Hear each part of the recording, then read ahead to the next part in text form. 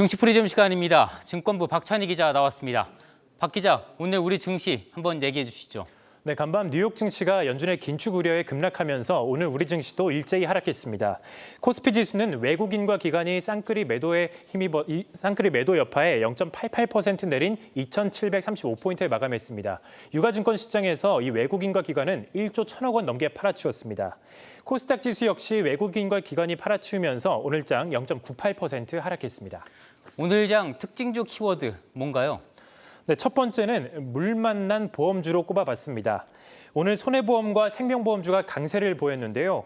6% 넘게 오른 이 롯데 손해보험을 필두로 현대해상, DB손해보험 등이 올랐고 그리고 생명보험주도 일제히 강세를 보였습니다.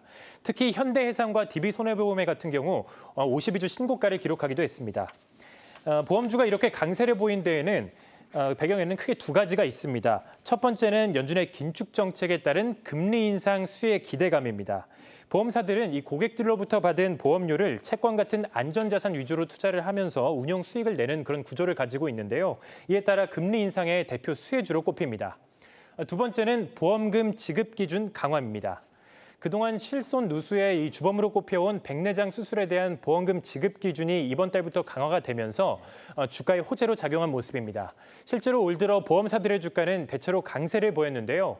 KRX 이 보험 지수는 연초 대비 19%가량 오르면서 주요 업종 지수 가운데 가장 높은 상승률을 기록했습니다.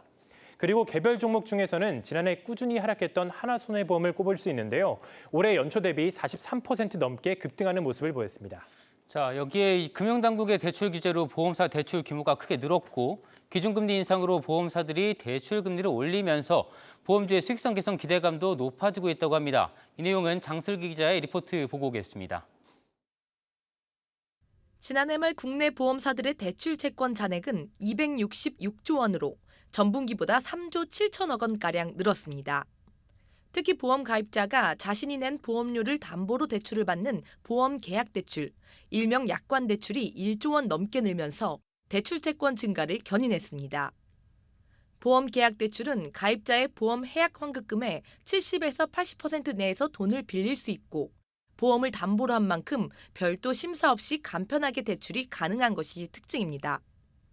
총부채 원리금 상환 비율 규제도 적용되지 않아 급전이 필요한 보험 가입자들이 보다 손쉽게 이용할 수 있어 대출 증가세는 이어질 것으로 전망됩니다.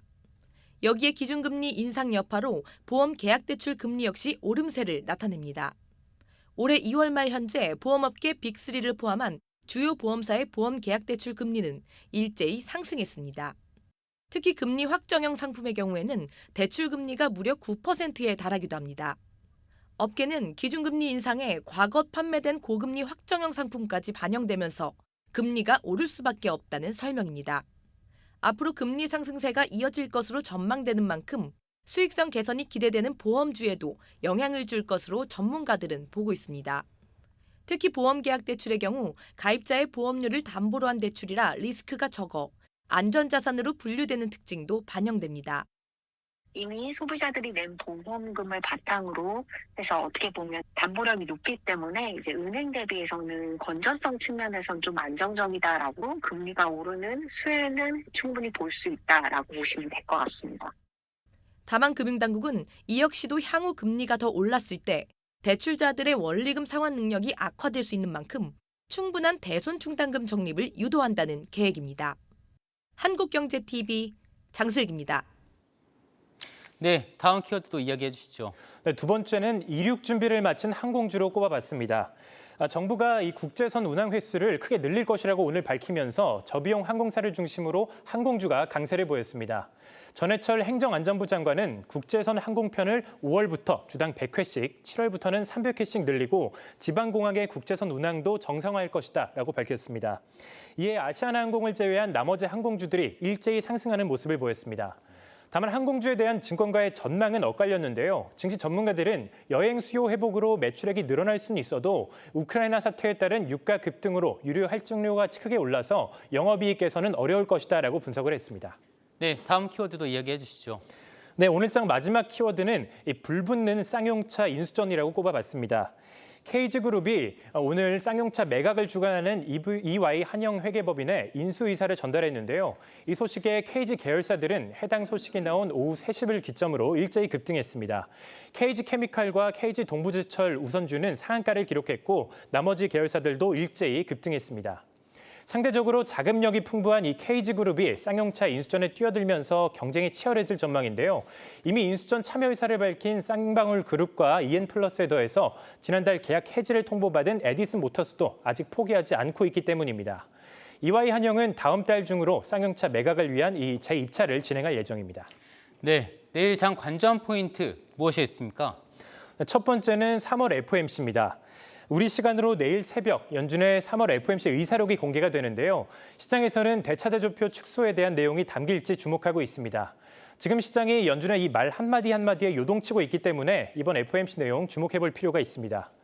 두 번째는 1분기 어닝 시즌으로 꼽아봤습니다.